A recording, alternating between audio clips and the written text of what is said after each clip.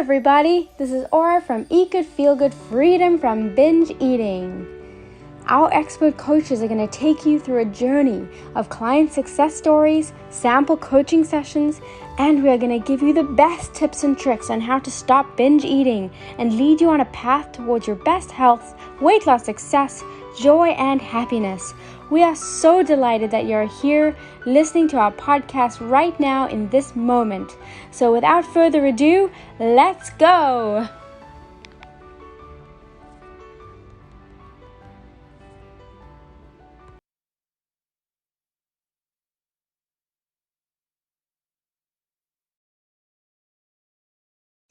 I'm going to resume the recording. How are you? Thanks so much for joining, Kilee. You look awesome. So pretty. And you're just with your kids in the car. Yes, she fell asleep. Driving around. So this is for the Eat Good Feel Good podcast, and we're chatting with Kilee today, and she over 100 pounds. Is that correct? Or close to it? Yeah, I think it's right around 104 pounds. 104 pounds. Wow. And at your highest weight, you were 236 pounds, or 239, and Yes. 5'7", and you weren't feeling too great. But I wanted to talk about your physical transformation, but not just your physical transformation, but your psychological transformation throughout this journey, and also how you overcame binge eating and all about your binge eating, like why you were binge eating and what that turning point was for you and how you overcame this struggle of transforming your life. Well, first, I actually gained the weight from pregnancy, and I had preeclampsia. So I wasn't diagnosed until the day I was induced to have her. So I actually gained almost 100 pounds because of my pregnancy. And my binge eating didn't actually start until after I had her. And I had already started my fitness journey, and I started going to the gym 2 weeks postpartum. But I was battling postpartum depression, so I was binge eating in between. And obviously, you don't see a lot of results whenever you're binge eating and going to the gym because it's 80-20. So, yeah. I actually started starving myself. And so it's 80% diet, 20% exercise? Yes. And I would say the same, but do you think exercising motivates you to eat less? Because it also makes you less hungry when you're bringing your serotonin up. And yes, bringing your absolutely. depression down. I think binge eating is all about depression. And when you're exercising, you're less depressed, so then you're binge eating less. Yep, I completely agree. And I was not very, I didn't stay on track with working out. I would work out for a day and think, oh, that's good, I'm starting to work out. And then 3 days later, I haven't gone to the gym again and I'm eating bad again. So I started eating less, and I was really just in a bad mental state. And I think whenever you start the process of losing weight and the journey, you really need to be in a good mental state, or you're going to do it all the wrong way, which is what I started seeing, actually doing it the right way, and I feel it much better than I ever have throughout this whole journey. And so let's talk about a little bit again, the wrong way and the right way. Like what was the wrong way and what was the right way for you? And sorry, I just took my video off so we can have a better connection. You're fine. I actually started out by, I wasn't necessarily starving myself, but I started taking a appetite suppressant that was prescribed by a doctor.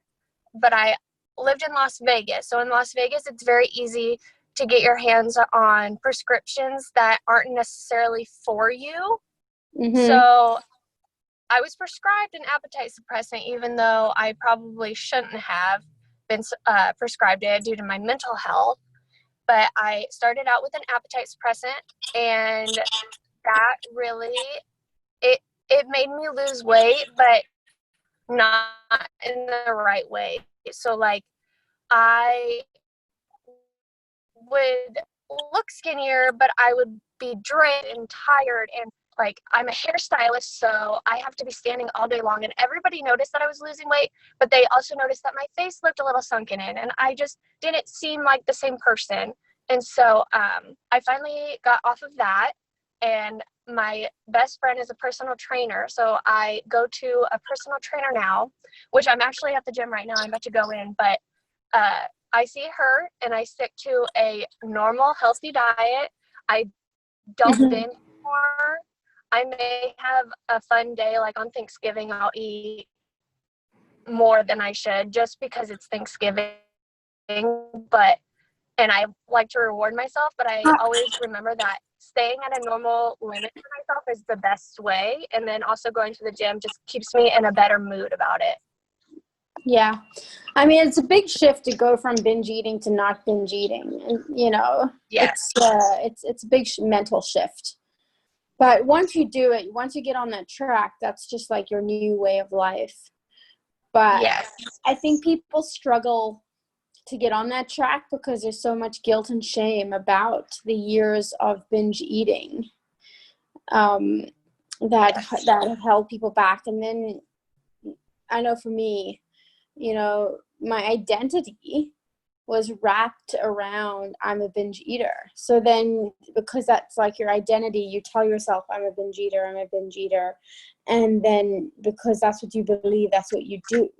So there's like a massive paradigm shift that happens when you jump over that or take that step where you jump over that hoop and start to tell yourself, I'm not a binge eater. Maybe you are. Like, it's good to be honest about your behavior, but I am not this thing, right? I am my essence, my being, my soul is so many other things other than this title that or this coat that I've put on, this identity that I've put on. Right. Yes, I may have the behavior of binge eating, but I am not that. I am a woman or a person who loves animals. I'm a person who loves to swim. Right. You know, and so it started with, you know, different messages and different self-talk.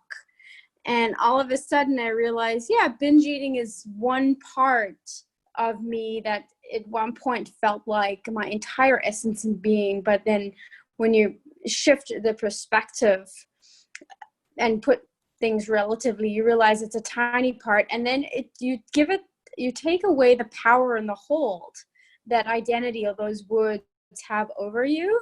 You know what I mean? Yes. And so all of a sudden you have the ability to shift your identity and shift your belief system, and then naturally your behaviors just shift. But another way, I think, is when you do start making changes, you build up that self-confidence, and then you shift that way as well. Naturally, your belief shift is like, oh, I can do this. And then it just becomes easier and easier. But I think the starting point is the most difficult.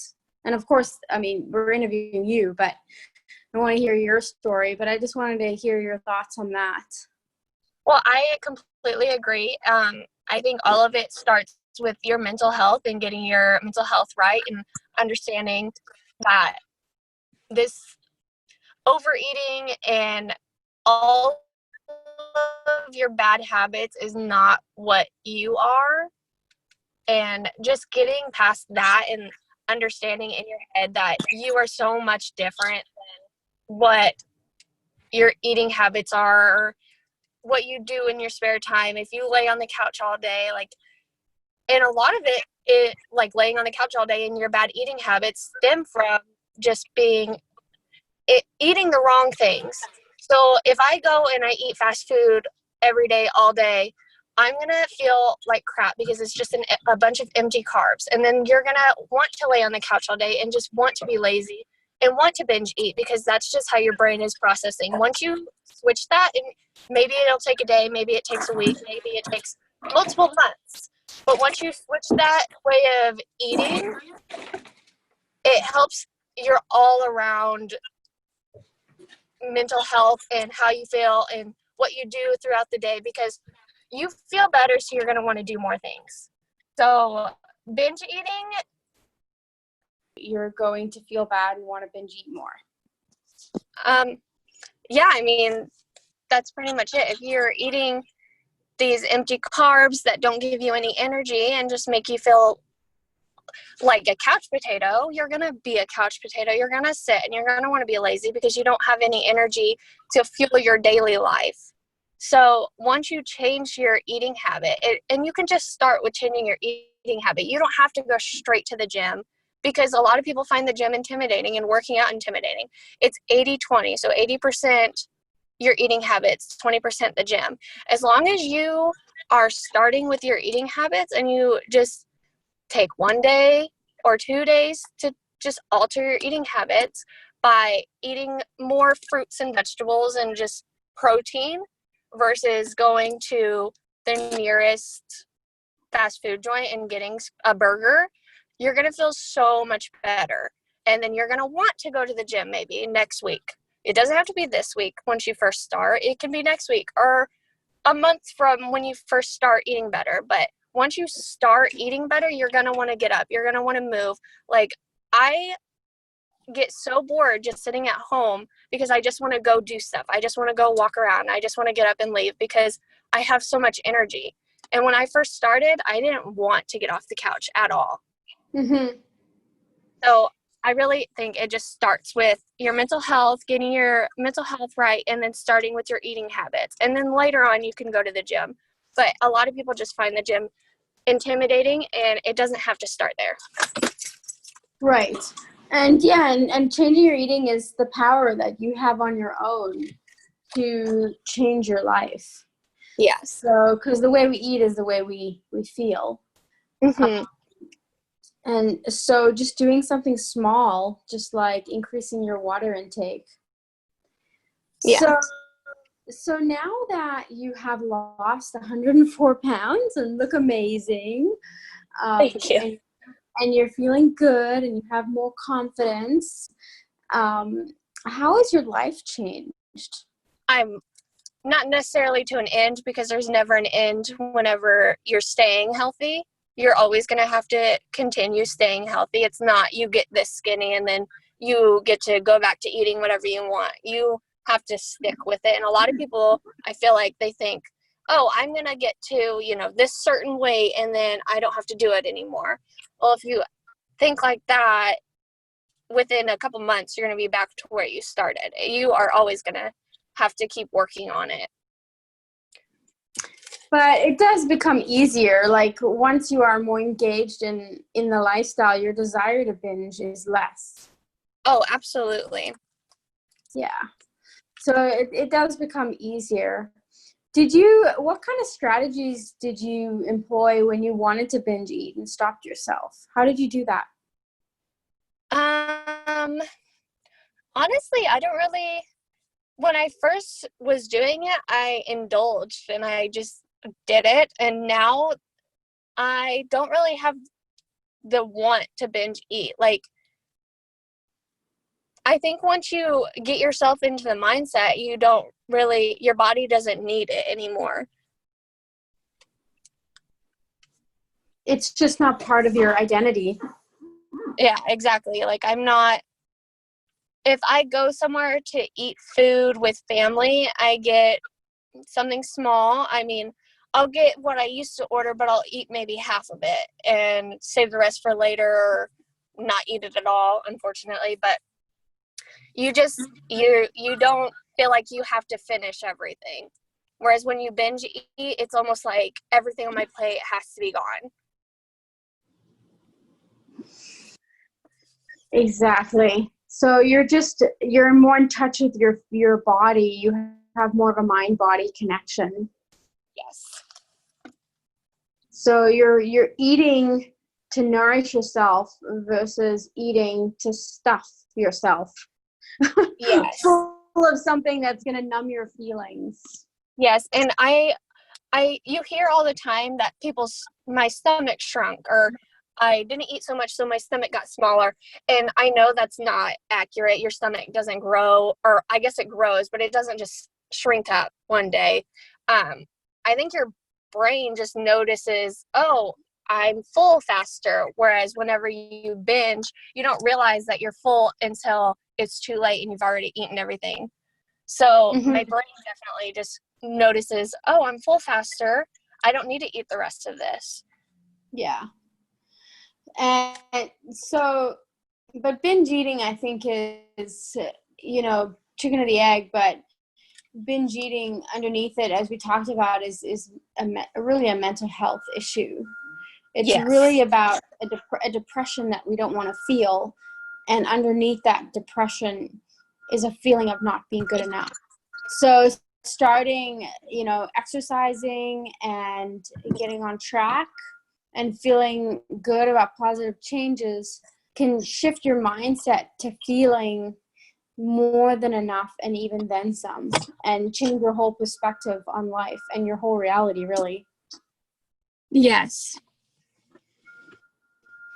That is awesome. Well, thank you so much for being an amazing inspiration and for your time today. No problem. Thanks for having me. Super excited for your journey going forward. I want to talk to you again in 6 months or a year and see where you're at, and see how many other lives you've inspired and changed. So, do you have any questions or comments, or any just lasting comments for people that are wanting to change their life? Like I said before, I think it just really starts with your mental health. If you go into it thinking that at the end, whenever you think there is an end, you get to your goal weight, that it's going to be done. It's not ever done. Because if your mental health isn't in the right place, you're always going to see something wrong with yourself, or you're always going to you're going to revert back. So always start with your mental health before you just jump into a weight loss program or jump into going to the gym. You really need to work on your mental health first. And then whenever you get to your goal weight, maybe you do want to keep going. You do want to work better on yourself. And so I think it's definitely just start with your mental health and then go from there. And that you're ready to embark on your journey of healing from freedom from binge eating. If you'd like support, help, and coaching from one of our expert coaches, please go to eatgoodfeelgood.ca and sign up for one of our amazing coaching programs to help you personally on your journey, grow, transform, and become the best version of you. Live your happiest life. Love you guys. Bye.